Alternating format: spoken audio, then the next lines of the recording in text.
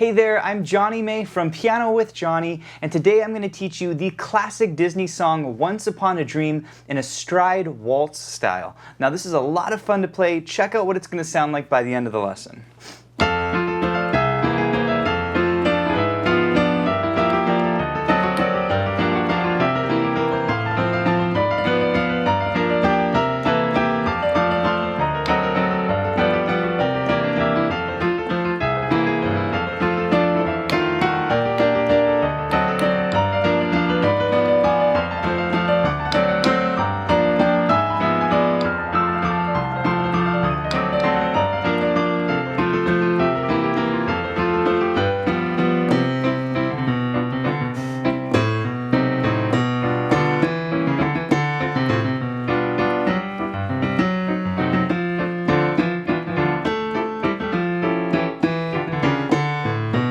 So that's just a little bit of the arrangement.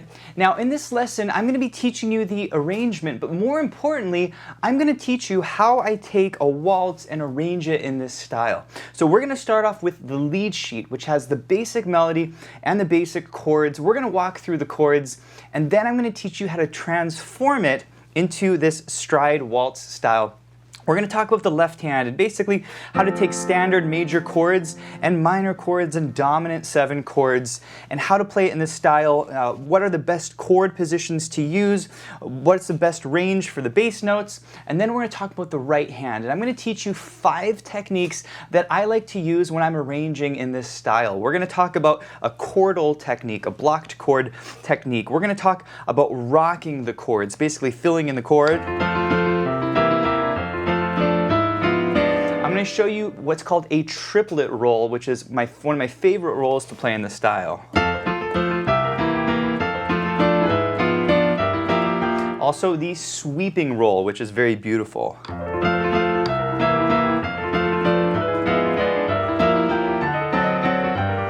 So lots of great techniques. We're going to apply it to the melody. I'm going to show you how I apply each of these techniques. Then we're going to do that amazing bass crossover where the right hand crosses over. I'm going to show you how to do a bass crossover on this melody and these chords. And then we're going to end the tune with these beautiful runs up the piano, which go like this.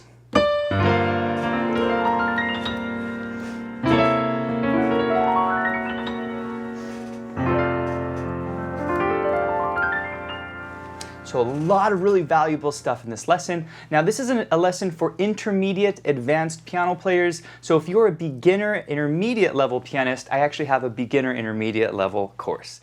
Now in this preview course, I'm going to teach you a portion of the lesson, and you can find the full-length lesson at pianowithjonny.com. So let's get started. Alright, so let's talk about what you've learned so far. You've learned the basic melody, the basic chords. We took the left hand and we applied the stride waltz style to the left hand, and then I just taught you 5 techniques that you can use to arrange a song in this style. And next, I think is the most exciting part, because we're going to take those 5 techniques and we're going to apply it to this melody, and you're going to really see how we sort of transform the melody. Okay? So what we're going to do is I'm going to work sort of through each measure. And not each measure, each section, and then I'm going to talk about what we're doing. Okay, so here is section number 1. I'm just going to play it for you. I just want you to listen, sort of take it in, and then I'll explain what I'm doing and how to apply it. Okay, here we go.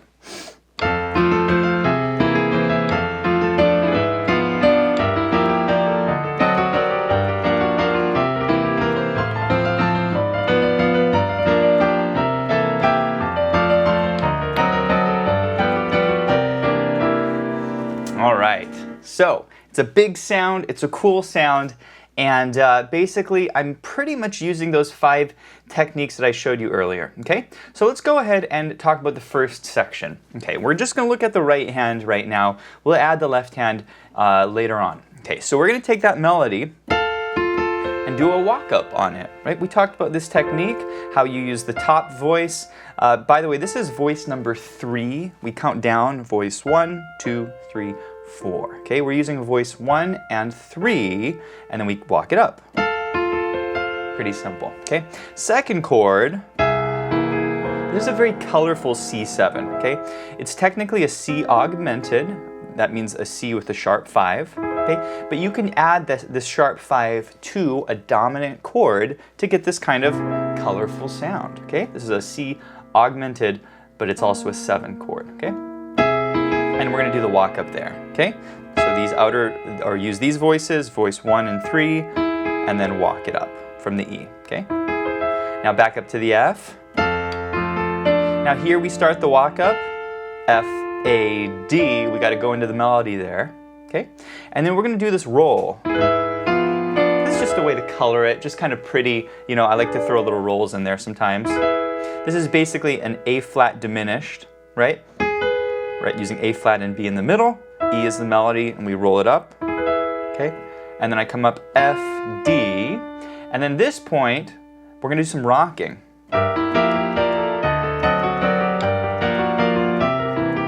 Okay, so what am I doing here? Well, I'm taking the melody, once upon a dream, and I'm just using chord tones in the middle and rocking them. Okay, so first position, it's a G minor. I use this position, E, G, B flat, and E. That's E melody, G minor chord in the middle, and we're going to rock it. You see? So let's do that. And then the melody comes up to here, right? Once, so we're going to use this position for G minor, okay? So we're going to finish the rocking pattern by going like this.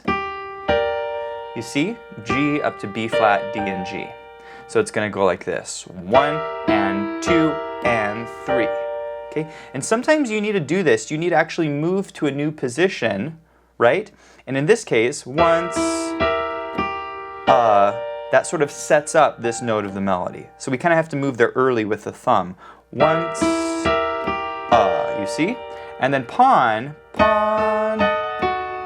basically it's a D7. We're adding a very colorful kind of jazzy note. The E flat, or what we call the flat 9, you can add to a dominant chord. That's A, E flat, F, and A natural. And we're going to apply the rocking technique.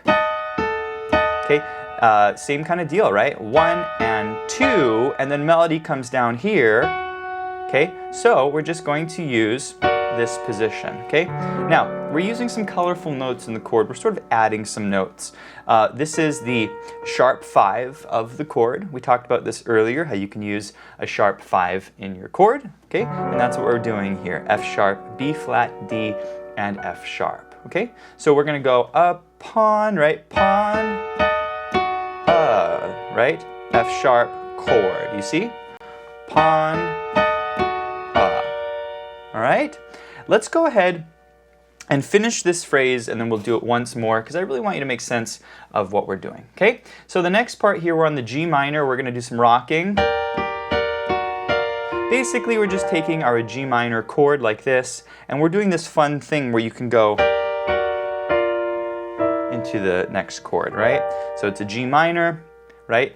Move the outer notes down, keep the inner notes the same, move the outer notes down, and then we land on our beautiful C7, okay? So we're going to do some rocking, rock it down, and then rock it down. You see? F on the top, and then C7. And this is going to be our triplet roll, okay? So there's the chord position, E, G, B flat, and E. We hit voice 1 and 3, roll off the B flat, come up, and then what we're going to have to do here is go to a C to set up our new position. I know you. Okay, so we're going to sort of change it there, right? Do the roll, thumb on C, and then now you're in the new position. We're going to stop there because I want to review this. There's a lot of new stuff here for you. Okay, let's look again at measures 1 and 2. We start with the walk up, starting position. Here it is. So 1, 2, 3, C augmented, 1, 2, 3, back up to F, 1, 2, 3, and now do the roll on the A flat diminished, octave, octave, now we're going to rock it, 1 and 2 and 3, and then up, 1 and 2 and 3, and now rock this down, 1, 2, 3, and the triplet roll, 1, 2, 3, thumb, and now we're in the new position, okay? This is phrase number 2. This is starting here in the sheet music, the lesson sheet music, that is measure 137. Check it out.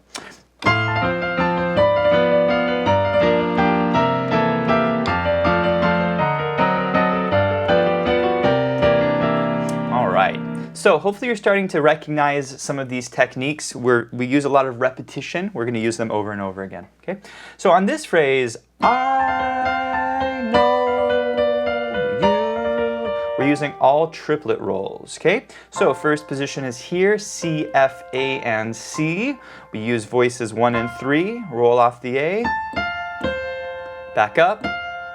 Now we're going to anticipate the next chord, U. You see?